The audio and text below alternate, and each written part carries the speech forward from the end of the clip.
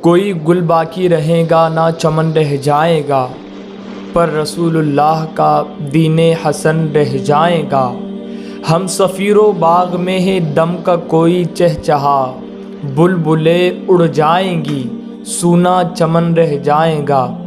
اطلس و کم خواب کی پوشاک پر نازا نہ ہو، اطلس و کم خواب کی پوشاک پر نازا نہ ہو، اس تنے بے جان پر خاکی کفن رہ جائیں گا۔ ملے خاک میں اہل شاہ کیسے کیسے، زمیں کھا گئی نوجواں کیسے کیسے۔ میرے پیارے آقا علیہ الصلوۃ والسلام کے پیارے دیوانوں، جلیل القدر تابعی حضرت سیدنا حسن بصری رحمۃ اللہ علیہ اپنے مکان کے دروازے پر کھڑے تھے کہ دیکھا ایک جنازہ آ رہا ہے اور جنازے میں بھیڑم بھاڑ ہے۔ حضرت حسن بصری نے سوچا کہ چلو میں بھی جنازے میں شریک ہو جاتا ہوں۔ آپ شریک ہوئے اور جہاں ڈولی تھی آپ اس ڈولی کے جب قریب پہنچے تو میرے پیارے آقا علیہ الصلوۃ والسلام کی پیارے دیوانوں، ایک چھوٹی سی بچی کی آواز آ رہی تھی کہ اے بابا جان، آج مجھ پر ایسا وقت آن پڑا ہے کہ اتنا غمناک وقت اس سے پہلے میرے اوپر کبھی نہیں آیا۔ یہ آواز جب حضرت سیدنا حسن بصری نے سنا تو آپ نے نہایت ہی غم کے ساتھ، رنج کے ساتھ، آپ کا دل بڑا بے قرار ہو گیا اور نہایت ہی شفقت کے ساتھ آپ نے اس بچی کے سر پر ہاتھ رکھا اور آپ نے کہا کہ بیٹی، تیرے اوپر غم کا وقت نہیں آیا، تیرے باپ کے اوپر آج وہ غم کا اور رنج کا وقت آن پڑا ہے کہ اس سے پہلے اتنا غمناک وقت، ہولناک وقت تیرے باپ کے اوپر کبھی نہیں آیا ہوگا۔ جنازے کو لے جا کر دفنا دیا گیا۔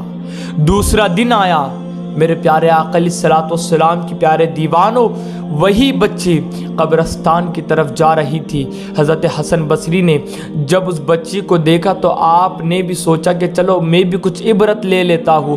آپ بھی اس بچی کے پیچھے پیچھے قبرستان جا پہنچے۔ وہ بچی نہایت ہی ادب کے ساتھ اپنے باپ کی قبر کے قریب پہنچتی ہے اور اپنے چہرے کو باپ کی قبر پر رکھ دیتی ہے اور زاروں قطار روتے ہوئے کہتی ہے، بابا جان، او میرے بابا جان، بغیر روشنی کے، بغیر چراغ کے، بغیر کسی ساتھی کے آپ نے قبر کی پہلی رات کیسے گزاری ہوگی، کیسے گزاری ہوگی؟ بابا جان، جب آپ کو پیاس لگی ہوگی، دنیا میں پیاس لگتی تھی مجھے آواز دیتے تھے، میں پانی کا گلاس لے کر پہنچ جاتی تھی۔ اس قبر میں جب آپ کو پانی کی پیاس لگی ہوگی، آپ کو پانی کس نے دیا ہوگا؟ کل تک بچھونا بچھایا کرتی تھی آپ کے لیے انہی چھوٹے چھوٹے ہاتھوں سے، لیکن اس قبر میں آپ کے لیے بچھونا کس نے بچھایا ہوگا؟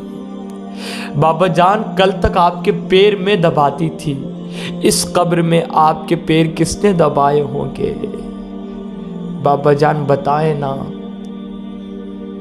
آپ پر کیا گزری ہوں گی اس وقت، اس قبر کی پہلی رات میں؟ آپ کے لیے کھانا میں بنایا کرتی تھی، اپنے چھوٹے چھوٹے ہاتھوں سے روٹی بناتی تھی۔ اس قبر میں جب آپ کو بھوک لگی ہوگی، آپ کو کھانا کس نے دیا ہوگا؟ حضرت حسن بصری رحمۃ اللہ علیہ گفتگو سن رہے تھے جاڑی کے پیچھے سے۔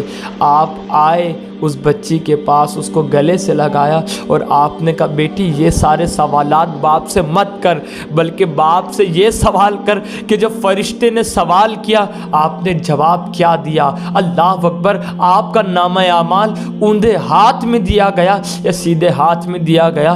آپ کو دفناتے وقت چہرہ قبلے کی طرف رکھا گیا تھا۔ آپ کا چہرہ قبلے ہی کی طرف ہے نا، کہ وہاں سے پھیر تو نہیں گیا؟ آپ کو سفید لباس میں، سفید کفن کے اندر دفنایا گیا تھا، آپ کا کفن میلا تو نہیں ہو گیا؟ آپ کو اللہ اکبر جہنم کا کفن پہنایا گیا ہے یا جنت کا خوشبودار کفن پہنایا گیا ہے؟ بیٹی یہ سوال کر کہ قبر میں جنت کی کھڑکی کھلی ہے یا جہنم کی کھڑکی کھلی ہے؟ پوچھ، یہ سوال پوچھ کہ تم کو قبر نے کیسے دبایا۔ علماء کرام فرماتے ہیں کہ قبر میں جب ایک مردے کو رکھا جاتا ہے تو یا تو قبر اس کو ماں کی محبت کی طرح دباتی ہے، یا پھر ایسے دباتی ہے کہ ادھر کی پسلیاں ان پسلیوں میں یوں مل جاتی ہے۔ تو بابا جان آپ کے ساتھ کیا ہوا؟ کیا قبر نے آپ کو ماں کی محبت کے ساتھ دبایا ہے، یا پھر آپ کو اللہ اکبر عذاب آپ کے اوپر نازل ہوا اور آپ کو قبر نے یوں دبایا کہ ادھر کی پسلیاں ان پسلیوں میں یوں مل گئی؟ بیٹی یہ پوچھ کہ قبر کی رات، پہلی رات کیسی گزری، یہ سارے سوالات مت کر۔